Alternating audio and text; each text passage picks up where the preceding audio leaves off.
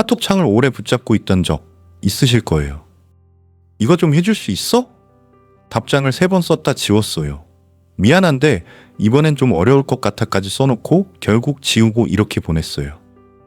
그래 해줄게. 보내고 나서 핸드폰을 내려놓는데 마음이 이상해요. 부탁을 들어줬는데 기분은 하나도 안 좋아요. 아래 5가지 중에 몇 개나 해당하는지 세어보세요. 거절하고 싶은 순간에도 일단 알겠어부터 말한 다음 나중에 후회한다. 부탁을 거절하면 상대가 나를 싫어할까봐 미리 걱정한다. 누군가 서운해하는 표정만 봐도 내가 뭘 잘못했나 되짚어본다. 모임에서 내가 원하는 걸 말하기보다 다른 사람들 의견에 먼저 맞춘다. 그때 왜 거절 못했지? 하고 며칠씩 곱씹은 적이 있다. 3개 이상이라면 오늘 얘기가 도움이 될 거예요. 먼저 분명히 해둘 게 있어요. 착하다는 것 자체는 문제가 아니에요. 배려심이 많다는 것도 장점이에요. 문제는 따로 있어요. 내가 원해서 배려하는 게 아니라 거절했을 때 벌어질 일이 두려워서 배려하는 척 하는 거예요. 이 2가지는 겉으로는 똑같아 보여도 완전히 다른 데서 출발합니다. 오늘은 왜 우리가 하기 싫은 말을 못하는지 심리학으로 뜯어보고 실제로 써먹을 수 있는 거절법까지 정리해 볼게요. 먼저 이 현상에 이름을 붙여볼게요. 심리학에서는 이걸 승인 추구 행동이라고 부릅니다. 쉽게 말하면 상대방의 인정과 호감을 얻기 위해 내 욕구를 뒤로 미루는 패턴이에요. 여기서 많은 사람들이 오해하는 게 있어요. 이게 단순히 착해서 생기는 성격 문제라고 생각하는 거예요. 근데 실제로는 훨씬 더 오래된 생존 전략에 가깝습니다. 심리학자 존 볼비가 만든 애착 이론을 보면 아이는 태어나서 몇 년 동안 양육자와의 관계 속에서 세상이 안전한 곳인지 내가 사랑받을 만한 존재인지를 학습해요. 그런데 이 시기에 네가 원하는 걸 말하면 혼나거나 외면당한다는 경험을 반복하면 뇌는 하나의 규칙을 만듭니다. 내 욕구를 숨기고 상대에게 맞춰야 안전하다. 이 규칙은 어릴 때는 실제로 생존에 도움이 됐어요. 문제는 이 규칙이 성인이 된 지금까지도 그대로 작동한다는 거예요. 지금은 더 이상 양육자에게 버림받을 위험이 없는데도 뇌는 여전히 거절을 위협으로 인식합니다. 그럼 거절을 못하는 게 단순히 습관이 아니라 생존 프로그램이라는 얘기가 되는데 이게 왜 그렇게까지 강력할까요? 여기서 뇌과학 얘기를 잠깐 해볼게요. UCLA의 심리학자 나오미 아이젠버거는 사이버볼이라는 실험을 했어요. 피실험자에게 다른 2사람과 공을 주고받는 간단한 온라인 게임을 시켰는데 어느 순간 그 2사람이 피실험자를 빼고 자기들끼리만 공을 주고받게 만들었어요. 그냥 게임에서 소외된 것뿐인데 이때 피실험자의 뇌를 fMRI로 찍어보니 전대상 피질이라는 부위가 활성화됐습니다. 이 부위는 몸이 물리적으로 아플 때 반응하는 바로 그 부위예요. 정리하면 이래요.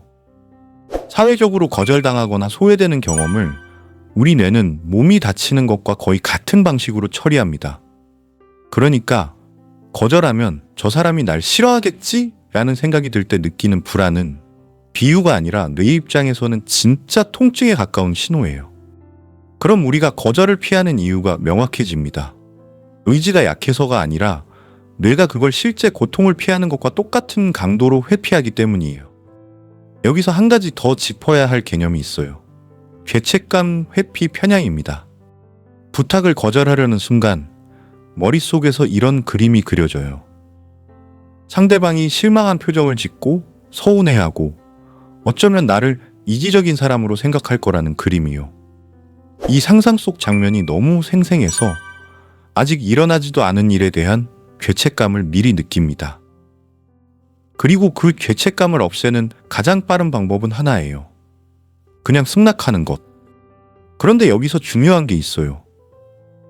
이 판단은 상대방이 실제로 어떻게 느낄지에 대한 정확한 예측이 아니에요. 내 안에서 만들어낸 최악의 시나리오예요. 실제로 물어보면 대부분의 사람들은 거절당했을 때 우리가 상상하는 것만큼 크게 상처받지 않습니다. 오히려 명확하게 거절해준 사람을 나중에 더 신뢰하게 됐다고 말하는 경우가 많아요. 이해를 돕기 위해 2사람을 비교해 볼게요. 편의상 지수와 은비라고 하겠습니다. 지수는 회사에서 부탁을 잘 거절 못하는 사람이에요. 동료가 급한 업무를 넘기면 이미 손에 든 일이 있어도 해줄게 하고 받아요. 주말 약속도 마찬가지예요. 가고 싶지 않은 모임에도 빠지면 서운해할 것 같아서 나갑니다. 은비는 반대예요. 할 수 없는 부탁에는 지금은 어려워. 다음 주면 도와줄 수 있어 하고 명확하게 답해요. 가고 싶지 않은 모임에는 이번엔 못 가. 다음에 보자 라고 짧게 답합니다. 2년이 지난 시점에서 두 사람을 비교해보면 어떨까요? 지수는 처음엔 주변에서 착하다, 배려심 많다는 말을 들었어요. 근데 시간이 지날수록 지수에게 부탁하는 사람이 더 많아졌어요. 지수가 거절을 안 한다는 걸 다들 알게 됐거든요. 결국 지수는 정작 자기 일에 쓸 시간이 부족해지고 마음속엔 내가 왜 이러고 있지라는 억울함이 쌓입니다. 겉으로는 좋은 사람인데 속으로는 계속 지쳐가는 거예요. 은비는 처음엔 몇몇 사람들에게 까칠하다는 말을 들었어요. 근데 시간이 지나면서 상황이 달라졌어요. 은비가 하겠다고 한 일은 확실히 해낼 거라는 신뢰가 쌓였고 은비 주변에는 은비의 경계를 존중하는 사람들이 남았습니다. 불필요한 부탁도 자연스럽게 줄었어요. 사람들이 은비에게는 애초에 무리한 부탁을 잘 안 하게 됐거든요. 이 차이가 어디서 오냐면 바로 경계라는 개념에서 옵니다. 심리학자 헨리 클라우드는 경계를 이렇게 설명해요. 경계는 나와 타인 사이에 있는 보이지 않는 선이다. 이 선이 없으면 내 감정과 시간과 에너지가 어디까지가 내 것인지 구분이 안 된다. 지수는 이 경계가 흐릿한 사람이에요. 상대방의 요청과 나의 여력을 구분하지 못하고 상대방이 원하는 것을 곧 내가 해야 하는 것으로 받아들입니다. 은비는 이 경계가 뚜렷한 사람이에요. 상대방의 요청은 요청일 뿐이고 그걸 받아들일지 말지는 별개의 결정이라는 걸 알고 있어요.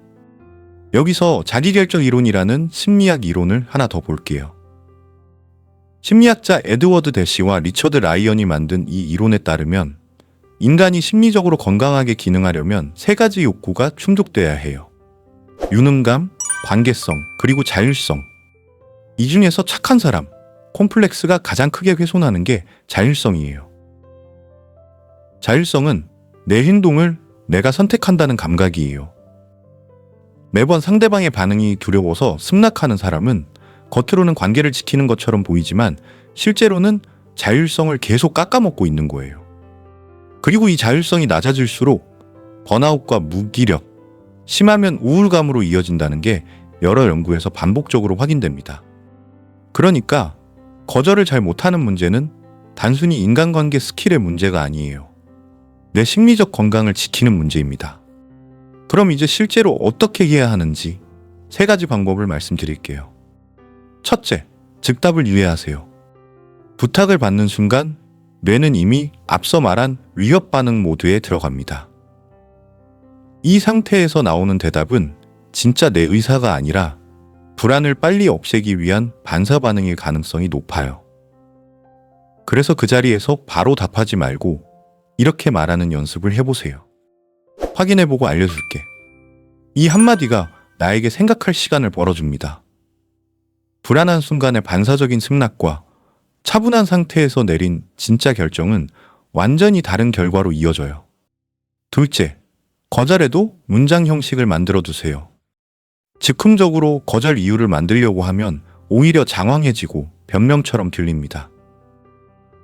심리학에서 어서티브 커뮤니케이션이라고 부르는 방식이 있는데 핵심은 간단해요. 사실을 말하고 내 입장을 말하고 대안이 있다면 짧게 덧붙이는 거예요. 이번 주는 여유가 없어서 어려워.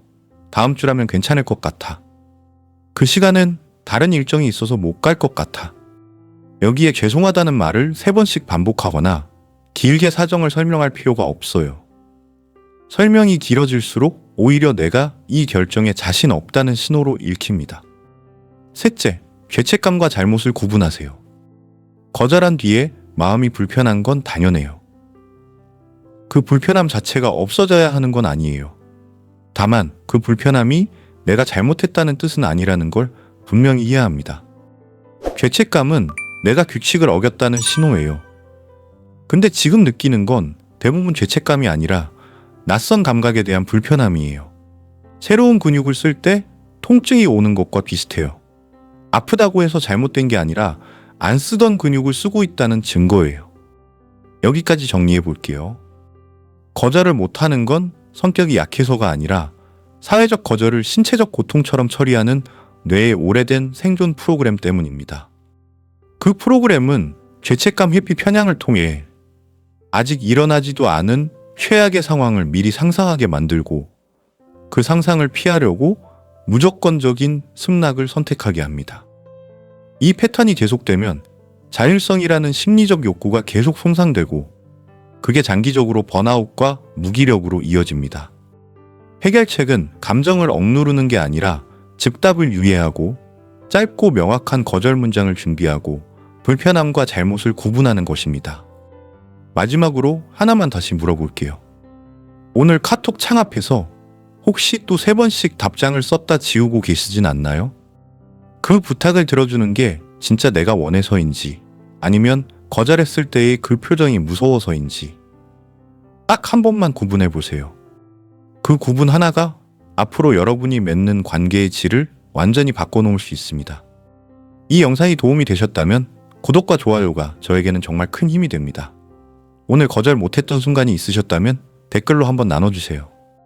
생각의 회로였습니다. 감사합니다.